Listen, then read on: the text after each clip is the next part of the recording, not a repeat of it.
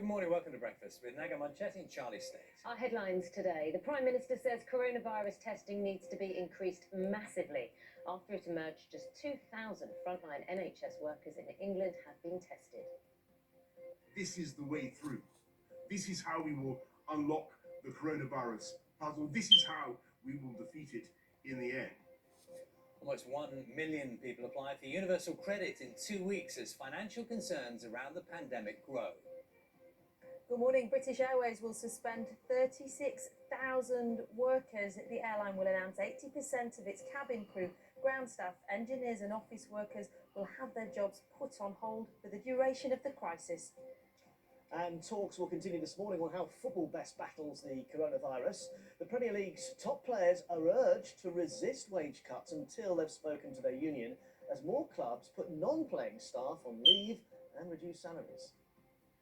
Clap for Our Carers is back this evening with some familiar faces. I won't give up the fight for you. On behalf of my family and myself, heroes.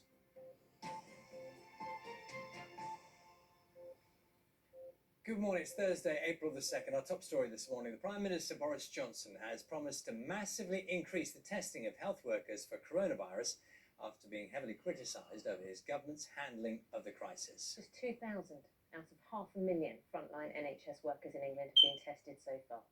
563 people with COVID-19 died in the UK yesterday. That's the highest increase in a day. Dan Johnson has more. Amazing job of shipping. The Prime Minister, isolating after testing positive himself, couldn't have been clearer. And I want to say a special word about testing because it is so important. And as I've said for weeks and weeks, this is the way through. This is how we will unlock the coronavirus puzzle. This is how we will defeat it in the end. NHS staff have been queuing round the block to get tested to see if they're safe to go back to work. But this is just a trial. We're still way behind some other countries and the government's own ambition to reach 25,000 tests a day. This hospital in Cambridge is the first to try a new bedside testing machine, which gives results in an hour and a half instead of a whole day, and it can be reused, potentially a real game changer.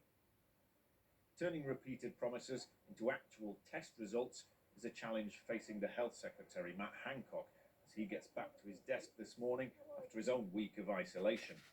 Getting enough personal protective equipment, PPE, to frontline medical staff is the other key issue. Increasing testing capacity is absolutely the government's top priority. We're now at 10,000 tests a day. We're rolling out additional networks of labs and testing sites. And in terms of PHE, over the last 2 weeks, 390 million products have been distributed. And of course, we will continue to do more.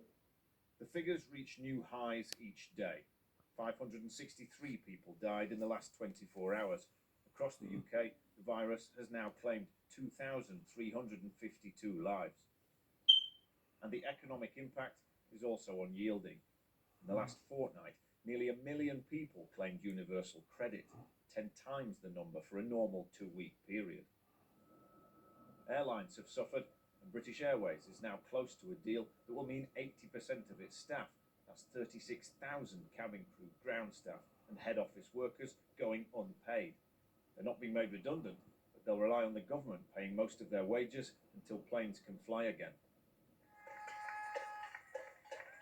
Coming together like this feels precious in these strange, disjointed days. So tonight, it'll happen again.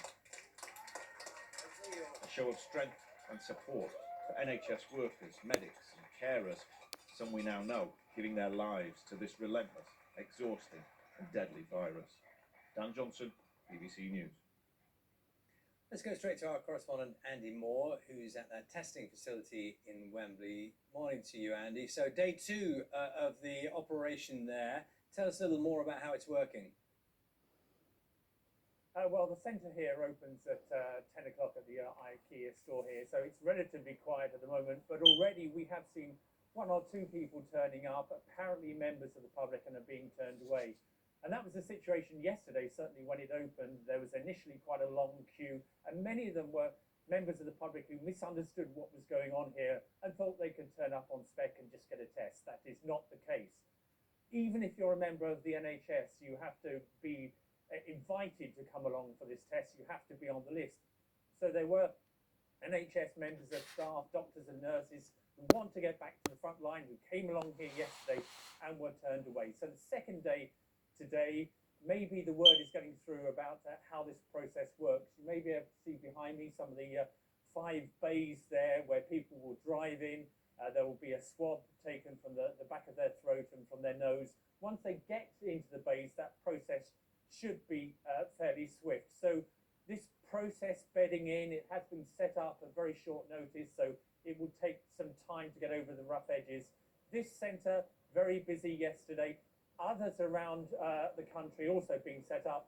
Reports that a similar one at the Chessington World of Adventures in Surrey yesterday was very quiet, whilst this one was very busy. Andy, thank you.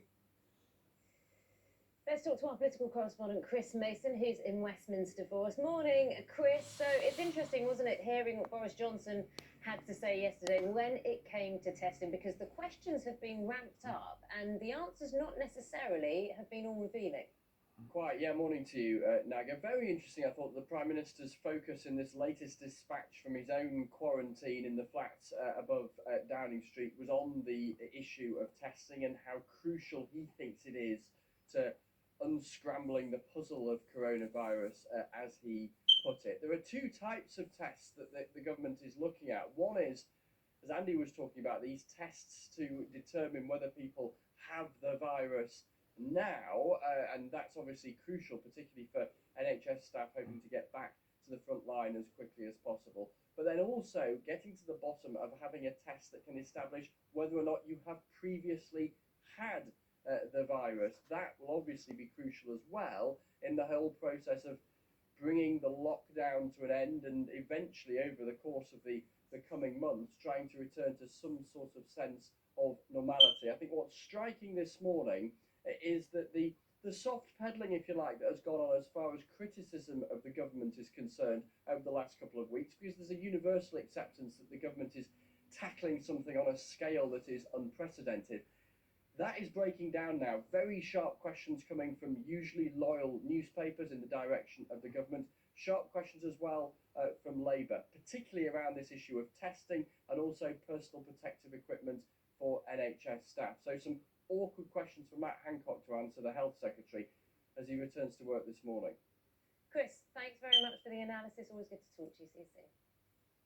British Airways is expected to suspend 36,000 workers due to the impact of